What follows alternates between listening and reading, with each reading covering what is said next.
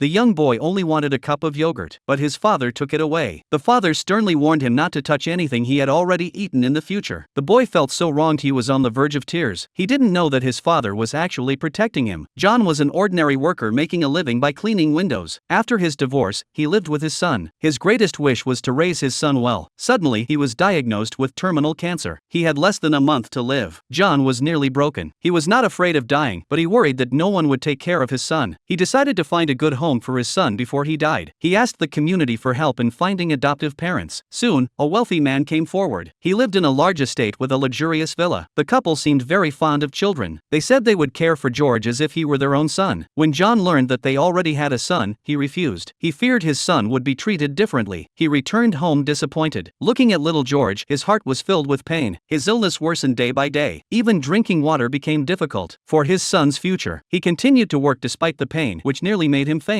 His boss, thinking he was slacking off, docked half his wages, and eventually fired him. Every day, he stayed by his son's side, watching George's innocent smile. He wished time could stop. One day, George saw a dead insect, and asked his father why it wasn't moving. John told his son that once something dies, it no longer moves. He wanted his son to understand the meaning of death. The relentless pain continued to torment him. He couldn't give in yet because his son wasn't settled. When George noticed his father was unwell, he brought him water by himself, thinking it would make his father better. John's health deteriorated to the point where he couldn't even walk in a straight line. He sold his car to spend his remaining time playing with his son. They rode bumper cars together, swung on swings, and ate cotton candy. John wanted his son to remember this happiness. A few days later, the community found a single mother for him. She couldn't have children due to health reasons and was eager to adopt. Her sincerity gave John hope. He didn't know if his son would accept her, but he understood this was the only chance. After returning home, he made a time capsule for his son and placed the 35th candle inside. He wished for his son to grow up healthy and have a happy family. That night, George didn't sleep, seeming to sense the impending separation. The next day, John took his son to meet the woman. He held back his tears and forced a smile as they said goodbye. Though reluctant, he had no other choice.